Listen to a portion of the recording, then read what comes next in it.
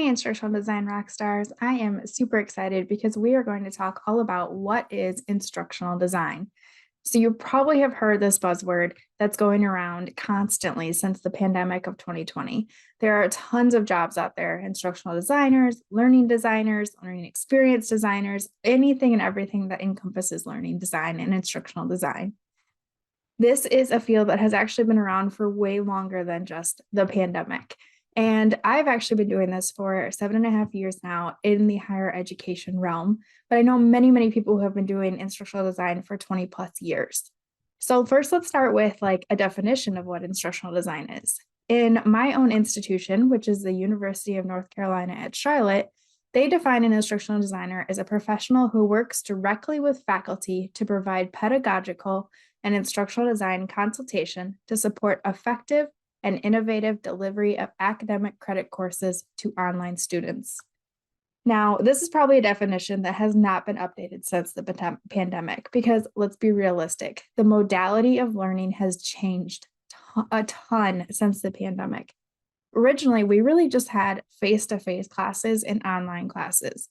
But since the pandemic, we've now expanded to high flex, hybrid, blended, bicronous, synchronous, asynchronous. And this is something that as these new modalities come out, instructional designers have to continue kind of keeping up with that and using the sound pedagogical techniques that we used for specifically online classes. The pedagogy that we use, it could be andragogy specifically for adults, adult learning, or pedagogy for K-12. It doesn't really change depending on the modality, but maybe the types of technology that we're going to suggest, or the types of learning that we might do, or the type of agenda that we create will change. And that's just in the higher ed realm. This isn't even counting the fact that we also have corporate instructional designers who are building these programs and these teachable moments and these trainings for people in corporate settings to help them learn and grow themselves and upskill themselves. So, what is instructional design? Instructional design is really just working with clients, working with subject matter experts or SMEs, working with faculty members, working with somebody to actually put their program, their curriculum, their content either online or into a hybrid type setting where maybe part of it is face-to-face and part of it is online. Instructional designers rely heavily upon some sort of Bloom's taxonomy or objective building. What is an objective? Objectives allow us to really figure out what is it that the course or the program or the training really wants the students or the learners to learn by the end of it. What is our goal for this entire program?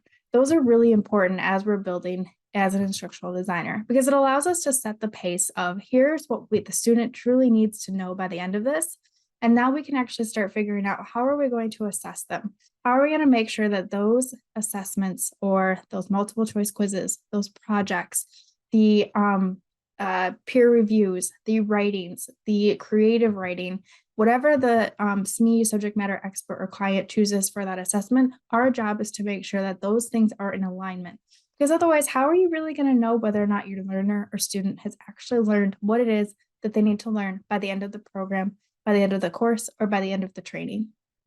So as we're actually working through this, we're actually thinking about and building and planning these specific things so that way the learner actually gets out what they need to get out of this program, training, or course. So then, once we've actually figured all of that out, we work with the subject matter expert to create those instructional materials that will bridge that gap between here's what we want them to know and here's how we're going to know that they actually know it. Because we can't just expect a learner or a student to go in and say, all right, I'm going to learn this and I got it. I can go take that test. Our goal as instructional designers is, those trainings you take where, like the fire escape trainings, right? We all know we're not really watching those videos. We go take the multiple choice quiz. Our goal as instructional designers is not to do that. We do not want learners to be able to do that. By ensuring alignment between the instructional materials and what we want the students to know, we actually ensure that the students are learning what they truly are learning.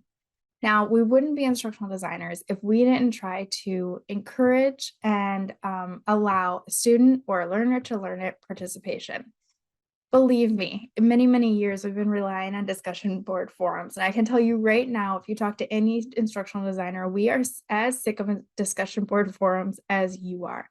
But you still need some sort of way for your learners to interact with one another. And that's kind of where our expertise comes from, is we are able to take what you're already doing in your class, take what you're already doing in your training, and really think through the things that you're doing and the goal of that specific thing, and then transform it into a way that we can do that online, whether that be through some sort of technology, whether that be kind of fixing it a little bit to with different instructions, different ideas to create it into the best format for students to allow them to still learn in the online format. That kind of takes me back to what a problem solver is, right? Instructional designers are problem solvers. We try to change the world one problem at a time. And so we love when subject matter experts or clients have this idea of what they want to do, and we can actually start transforming and thinking about how can we make this really engaging for students in the online realm or in a hybrid format. So that way they're actually learning what they need to learn, but they also are actually having fun and engaging with the content at the same time. The one thing instructional designers hate doing is we hate having to tell you that, okay, you have way too much content in this course. But that's something that we are really, really good at, is being able to identify what instructional materials are actually not needed and what are just kind of fluff that we can add as additional materials or additional resources that students and learners can go and look at later on.